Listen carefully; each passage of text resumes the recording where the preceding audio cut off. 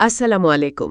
দেশের কোটি কোটি বিকাশ, নগদ ও রকেট ব্যবহারকারীদের জন্য এসেছে একেবারে নতুন এবং গুরুত্বপূর্ণ আপডেট। এখন থেকে যে কোনো ব্যাংকের এটিএম বা ডেবিট ক্রেডিট কার্ড থেকে বিকাশ, নগদ কিংবা রকেট অ্যাকাউন্টে টাকা আনার নিয়মে বড় পরিবর্তন এনেছে বাংলাদেশ ব্যাংক। নতুন এই নিয়মে প্রথমবার কার্ড যুক্ত করতে গেলে করতে হবে বিশেষ একটি টোকেন লেনদেন, আর সেই নিয়ম না মানলে বন্ধও হয়ে যেতে পারে অ্যাড মানি সুবিধা। আজকের এই ভিডিওতে আমরা বিস্তারিত জানব কেন হঠাৎ এই নতুন নিয়ম চালু হলো, কারা সবচেয়ে বেশি সুবিধা পাবেন, কারা পড়তে পারেন সমস্যায়, কখন থেকে পুরোপুরি কার্যকর হচ্ছে নতুন নির্দেশনা, এবং ভিডিওর একেবারে শেষে আমি এমন কিছু গুরুত্বপূর্ণ ও গোপন তথ্য জানাব যা শুনলে আপনি অবাক হয়ে যাবেন। তাই ভিডিওটি শেষ পর্যন্ত অবশ্যই দেখবেন। সম্মানিত দর্শক, বাংলাদেশ ব্যাংক সম্প্রতি দেশের সব ব্যাংক এবং মোবাইল ফাইন্যান্সিয়াল সার্ভিস প্রতিষ্ঠান অর্থাৎ বিকাশ, নগদ, রকেট সহ সংশ্লিষ্ট প্রতিষ্ঠানগুলোর কাছে একটি নতুন নির্দেশনা পাঠিয়েছে। এই নির্দেশনায় বলা হয়েছে, এখন থেকে প্রথমবার কোনো ব্যাংক কার্ড এমএফএস অ্যাকাউন্টের সঙ্গে যুক্ত করতে হলে সর্বোচ্চ ৫০০ টাকার একটি টোকেন লেনদেন বাধ্যতামূলক করা হয়েছে। অর্থাৎ আপনি যদি নতুন করে আপনার ব্যাংক কার্ড বিকাশ, নগদ বা রকেটের সঙ্গে যুক্ত করতে চান, তাহলে প্রথমেই ছোট পরিমাণের একটি লেনদেন করতে হবে। সেই লেনদেন সফল হলে সঙ্গে সঙ্গে কার্ড পুরোপুরি চালু হবে না, বরং ২৪ ঘণ্টা অপেক্ষা করতে হবে। এরপর সেই কার্ডটি সম্পূর্ণভাবে সক্রিয় হবে এবং তখন আপনি স্বাভাবিক নিয়মে যে কোনো পরিমাণ টাকা অ্যাড মানি করতে পারবেন। এখন প্রশ্ন হচ্ছে, কেন হঠাৎ এই নতুন নিয়ম?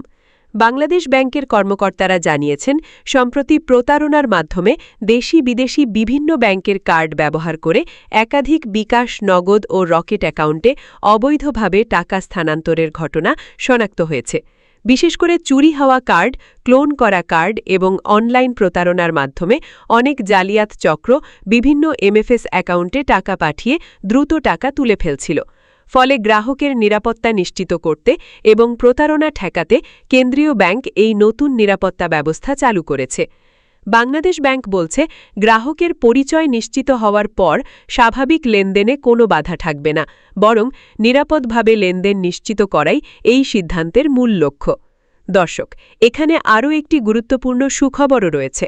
বাংলাদেশ ব্যাংক জানিয়েছে, আগামী ১ আগস্ট থেকে যদি ব্যাংক কার্ডের মালিক এবং বিকাশ, নগদ বা রকেট অ্যাকাউন্টের মালিক একই ব্যক্তি হন, তাহলে আর কোনো টোকেন লেনদেন লাগবে না। অর্থাৎ একই নামে থাকা কার্ড এবং এমএফএস অ্যাকাউন্ট হলে সরাসরি কার্ড যুক্ত করে নিয়মিত লেনদেন করা যাবে। এতে করে যারা নিজের ব্যক্তিগত ব্যাংক কার্ড ব্যবহার করেন, তাদের জন্য পুরো প্রক্রিয়াটি আরও সহজ হয়ে যাবে। অর্থাৎ আপাতত নিরাপত্তার জন্য কঠোরতা থাকলেও ভবিষ্যতে নিয়ম আরও স্মার্ট ও সহজ করার দিকেই যাচ্ছে বাংলাদেশ ব্যাংক। এখন অনেকেই প্রশ্ন করছেন, এই নতুন নিয়ম কবে থেকে কার্যকর হবে? বাংলাদেশ ব্যাংক স্পষ্টভাবে জানিয়েছে, আগামী ৩০শে জুলাইয়ের মধ্যে দেশের সব ব্যাংক এবং এমএফএস প্রতিষ্ঠানকে এই নতুন নিরাপত্তা ব্যবস্থা কার্যকর করতে হবে। আর যদি কোনো প্রতিষ্ঠান নির্ধারিত সময়ের মধ্যে এই নির্দেশনা বাস্তবায়ন করতে না পারে, তাহলে ১ আগস্ট থেকে তাদের কার্ডের মাধ্যমে এমএফএস অ্যাকাউন্টে অ্যাড মানি সুবিধা সাময়িকভাবে বন্ধ রাখা হতে পারে। অর্থাৎ বিষয়টি মোটেও হালকাভাবে দেখার সুযোগ নেই, কারণ বাংলাদেশ ব্যাংক এবার নিরাপত্তা ব্যবস্থাকে সর্বোচ্চ গুরুত্ব দিচ্ছে। দর্শক, এখানে আরেকটি অত্যন্ত গুরুত্বপূর্ণ পরিবর্তন আনা হয়েছে, যেটা অনেকেই এখনও বুঝতে পারেননি। আগে কার্ড থেকে বিকাশ, নগদ বা রকেটে টাকা পাঠানোর বিষয়টিকে অনেক ক্ষেত্রে মার্চেন্ট পেমেন্ট হিসেবে দেখানো হতো, কিন্তু এখন বাংলাদেশ ব্যাংক নির্দেশ দিয়েছে, এই ধরনের লেনদেন আর মার্চেন্ট পেমেন্ট হিসেবে দেখানো যাবে না, বরং এটিকে ফান্ড ট্রান্সফার হিসেবে চিহ্নিত করতে হবে। এর মানে কি? সহজ ভাষায় বললে, এখন থেকে ব্যাংকগুলো আরও পরিষ্কারভাবে বুঝতে পারবে টাকা কোথা থেকে কোথায় যাচ্ছে। লেনদেনের স্বচ্ছতা বাড়বে, সন্দেহজনক ট্রানজ্যাকশন দ্রুত শনাক্ত করা যাবে এবং প্রতারণা কমে আসবে। এছাড়াও বাংলাদেশ ব্যাংক আরও নির্দেশ দিয়েছে, লেনদেনের সময় বেনিফিশিয়ারি ওয়ালেট নম্বর, অর্থাৎ যে বিকাশ, নগদ বা রকেট নম্বরে টাকা যাচ্ছে, সেই নম্বর যেন কার্ড ইস্যুকারী ব্যাংকের কাছেও দৃশ্যমান থাকে। এটিও মূলত নিরাপত্তা বাড়ানোরই একটি অংশ, কারণ আগে অনেক সময় প্রকৃত গন্তব্য শনাক্ত করা কঠিন হয়ে যেত, কিন্তু এখন থেকে সন্দেহজনক অ্যাকাউন্ট সহজেই নজরদারিতে আনা সম্ভব হবে। সম্মানিত দর্শক, এখন আমি বলবো এমন কিছু তথ্য যেগুলো হয়তো অনেকেই এখনও বুঝতে পারেননি। বিশেষজ্ঞদের মতে বাংলাদেশ ব্যাংকের এই নতুন পদক্ষেপ শুধু নিরাপত্তা বাড়ানোর জন্য নয়, বরং ভবিষ্যতে দেশের ডিজিটাল লেনদেন ব্যবস্থাকে আরও নিয়ন্ত্রিত ও স্বচ্ছ করার একটি বড় পরিকল্পনার অংশ।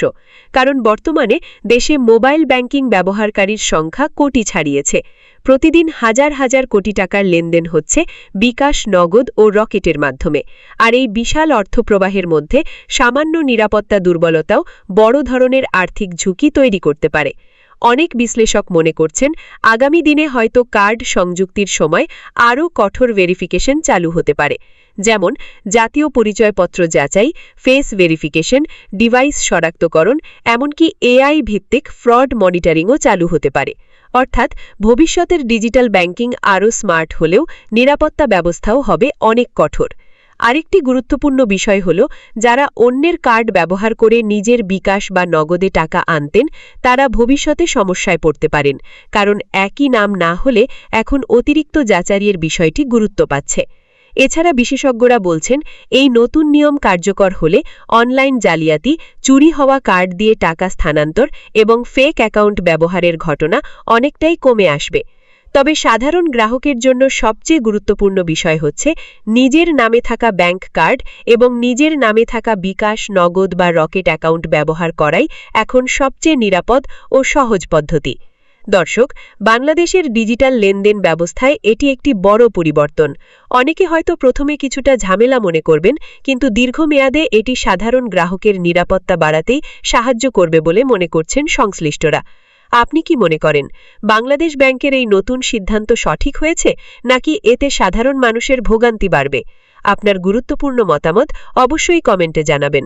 ভিডিওটি ভালো লাগলে লাইক দিন, শেয়ার করুন এবং এমন গুরুত্বপূর্ণ ব্যাংকিং ও আর্থিক আপডেট সবার আগে পেতে আমাদের চ্যানেলটি সাবস্ক্রাইব করে পাশে থাকা বেল আইকনটি অন করে রাখুন। আল্লাহ হাফেজ।